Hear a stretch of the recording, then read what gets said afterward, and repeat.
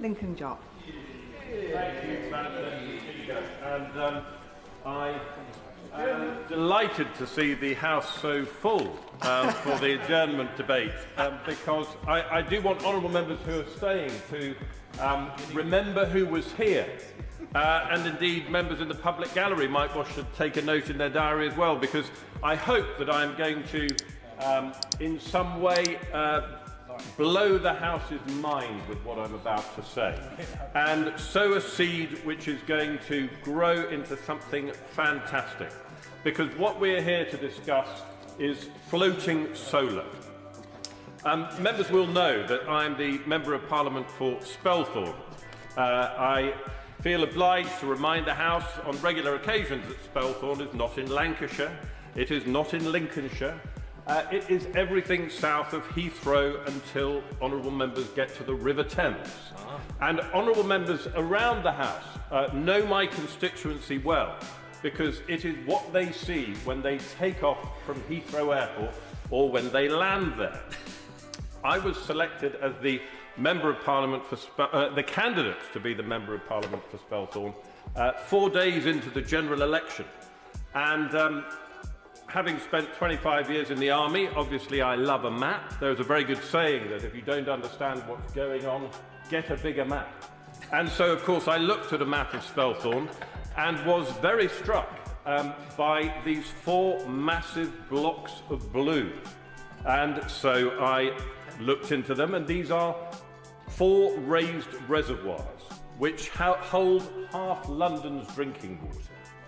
And being a practical person, I thought to myself, well, there's not many votes there. I secondly thought to myself, I can't really build any houses there, because Spelthorne is 67% greenbelt and water, and a large chunk of the rest of it is floodplain. And so it is very difficult to know what we might do in terms of meeting our housing targets. People get crammed onto the small islands where development can happen. But I was determined to find something to utilise the 2,000 acres of raised reservoir in my Spelthorne constituency. And I looked into it a little further and came upon the concept of floating solar. This is a terribly simple concept. You simply take solar panels, you attach them to plastic floats, you anchor those floats to the bottom of the reservoir, and you string some wires to take an AC current off the floating solar panels. The clever bits, really, in terms of intellectual property, are the anchors, because, as I'm sure honourable members across the House know, reservoirs generally tend to have about a metre that they vary in depth from time to time, and equally that reservoirs are drained and reassessed on about a 20-year rolling cycle. I wonder if you give way on I would be delighted to give way to my honourable friend. I thank my honourable and gallant friend for allowing me to intervene on this. We're told that there's nothing new under the sun, but actually I think he's describing something that ticks both of those boxes. It's quite remarkable. I learned much about reservoirs playing by the side of the scenic Penwyrran reservoir outside my hometown of Stranraer, but I also learned about it in the geography classes at Stranraer Academy, and it strikes me that one of the reasons that reservoir levels rise and fall is to do with evaporation, and obviously water is a precious resource. I wonder if there's anything in covering over these reservoirs. Does that actually help with evaporation? Well, my honourable friend preempts one of the many benefits that I'm going to highlight to the House in terms of floating solar, because he does remember his physics hires well, because the placing of floating solar reduces evaporation from that body that is covered by 70%. And given that the vast amount of water which is lost to evaporation on our reservoirs every year, if the government decides to pursue this at a grand scale, then we will be saving a great deal more water. The Part of my coming here today is to speak to two large constituencies within this House. There are 543 constituencies which have reservoirs or man-made water in them. Similarly, we have countless members from across the House who have very difficult decisions to make about putting solar farms on good agricultural land. Yep. And essentially what has happened is that the whole discussion in this area has become a zero-sum game, a battle between the battle for food security and energy security. And there seems to be no way of unpicking that until now. Globally, floating solar has been put to practical application at large scale in China and in India and in Vietnam. And the UK was actually a leader in this, because on the Queen Elizabeth II reservoir in 2016, a grand technology demonstrator was put on and plugged in. It has been banging out 6.3 megawatts into Thames Water's own water treatment facility ever since. That is enough to power 2,000 homes. And given that it only covers less than 10% of that reservoir, I'm sure honourable members can see the vast potential. I want to talk about some of the benefits of floating solar, because they are legion. Firstly, and honourable members will have worked this out already, there is the removal of the opportunity cost of putting floating solar panels on Grade A agricultural land. Yeah. If you don't have to put it all over Lincolnshire, and you can put it on the reservoirs, then that land can be used for growing food. Would my honourable friend give way? I'd be delighted to. I'm very grateful to my honourable and gallant friend for giving way, and he's talking about the use of prime agricultural land, and food security is part of national security, as is energy security, as indeed is water security. But there is this huge trend, Madam Deputy Speaker, of prime agricultural land being devoted over to solar plants, including in my constituency of Epping Forest, a new plan about to go in for a 237-acre plot between Thornwood and Epping Upland. Would he agree with me? He's articulating today about alternatives to where solar panels can be placed. There are plenty of places up and down the land, brownfield sites, reservoirs, potentially railway sidings, rooftops of agricultural buildings. So we must protect prime farmland and the green belt and make sure that solar panels are going in the right places. I completely agree with my honourable friend, and it is, I hope, going to give hope across the House and therefore across the country that this alternative solution to putting solar panels onto Grade A agricultural land can be, to a certain extent, an answer to a maiden's prayers, because not only does it remove the opportunity costs of putting it on agricultural land, one of the beauties of floating solar is that it is twice as efficient as a land-based system. Land-based systems warm up because they're on the land, and as they warm up they become less efficient. Whereas floating solar, because of the evaporative effect on the underside, automatically cool and remain 100% efficient throughout the sunny day. Will my friend alone? I'd be delighted. I'm very grateful. As the honourable member for Strangford is not here unusually this afternoon, perhaps I could fill in for him. We've already heard from one of my Essex colleagues about the controversy in Essex by a number of solar farm developments on land. Before the 2010 boundary changes, I had a very large reservoir at West Hanningfield in my constituency, which would have been ideal for the technology that my right honourable and gallant friend is suggesting. Does he believe that there are many, many hundreds of other reservoirs across the United Kingdom that would be so suited as well? I do indeed, and I wasn't 100% sure which minister would come to respond to this debate, Madam Deputy Speaker, so I have only had the briefest of moments to look at the lake in Burgess Park in the Minister's own Peckham constituency to see whether that too might be suitable for floating solar. So we've talked about the opportunity cost, we've talked about the doubling of efficiency. Also, and I'm sure honourable members will have worked this out, in my Spelthorne constituency, my 2,000 acres of reservoir are all raised, which means that no one can see the top of them unless they're flying off to Torremolinos or landing from Dubai. So none of the visual vandalism that people object to so much about carpeting our beautiful country in solar panels, that goes away too. On that point, would he give way? I'd be delighted to give way.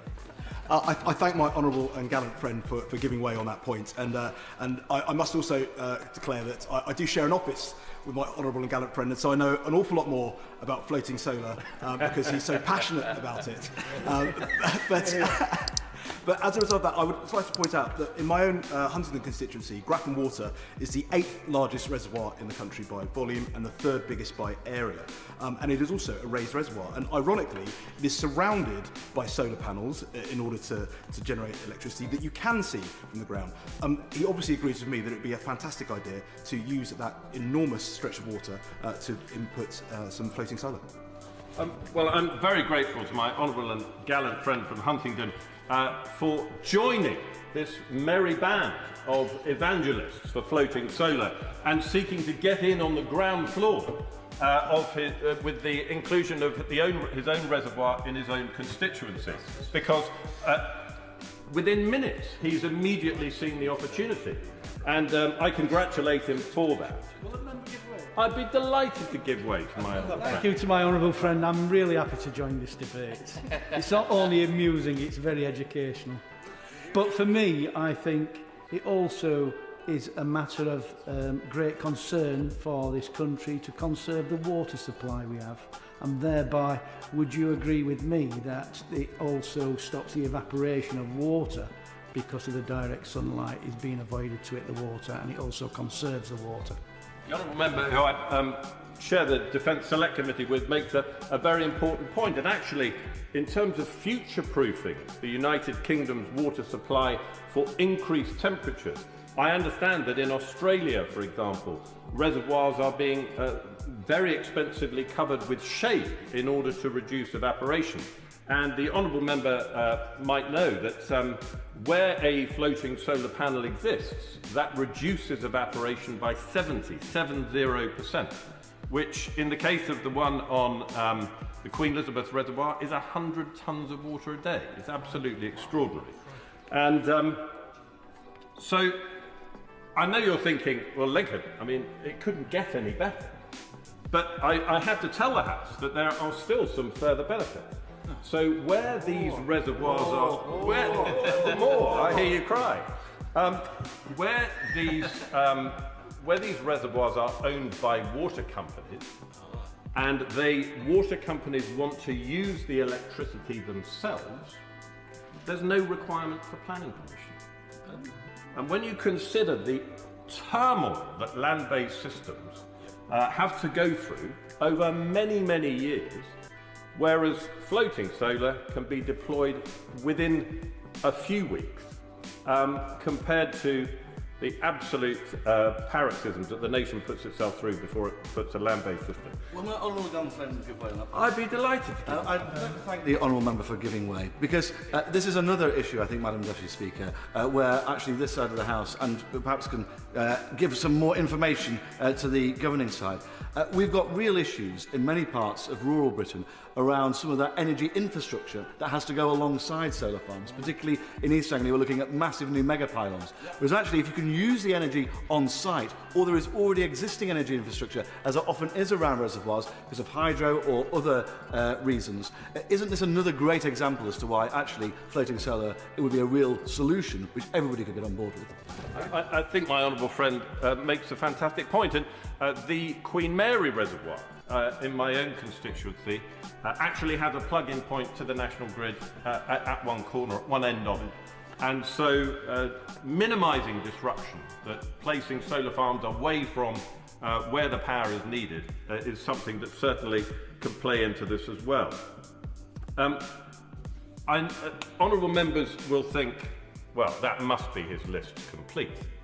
That must be all the benefits of floating solar, because there can't be any more. But I say to the House, one of the most astonishing things about floating solar is that it improves the water quality underneath. Right. Denuded of light and heat, things which grow in the water, which the water companies subsequently have to filter out and to make it tap ready for you and your constituents. You, Madam Deputy Speaker, and indeed all members of the House and your constituents, the water companies have to use fewer filtrants where the surface has been covered by floating solar. We've covered the evaporative effects, and so really I think that I have made the case for floating. Before he concludes, Of course. I'm very grateful. He's made a very strong point about being able to use floating solar in order to obviate development on greenbelt land around other parts of the country. Is he aware that there is a development proposed by Bloor Homes at Dolleman's Farm in my constituency for up to 1,300 houses, which is a major issue in a by-election ongoing in Wickford Park in my constituency as we speak? And would he agree with me that in order to prevent the housing at Dolleman's Farm, people should vote for the excellent Conservative candidate Lewis Hooper before the polls close tonight? My honourable and gallant friend, we've gone from Cooper to Hooper, and I'm delighted to follow his endorsement and wish everyone there the opportunity to get to the polls today to exercise their democratic rights. Will you give way one more time? Of course I will. Very grateful to my honourable gallant friend for giving way a second time. I do wonder if I may have stumbled across another advantage of floating solar which may not have occurred to me, and that is if the water quality is improving, will that not help the fish? I have Clattering Shaw's Reservoir in my Dumfries and Galloway constituency, which has got some of the best pike fishing in the country, and I wonder if the fish might benefit from having a roof on their heads. I visited the Queen Elizabeth II Reservoir on Tuesday this week, and I am not aware that is a closed site owned by Thames Water, and I'm not aware that there were any fish there, but there was certainly bird life, and I think that that's an important point to make, that the general planning norm and all the modelling has been done on only covering 15% of these reservoirs in order to leave sufficient space for leisure use, including fishing, no doubt, and also for bird life, who the ones I saw on the Queen Elizabeth II on Tuesday were warming themselves very happily on the floating solar panels, because of course by being on them they're predator free, because nothing can attack them there. And so, how big could this be? I hear the House roar. How big could this be? I thank the honourable member. I thank the honourable member.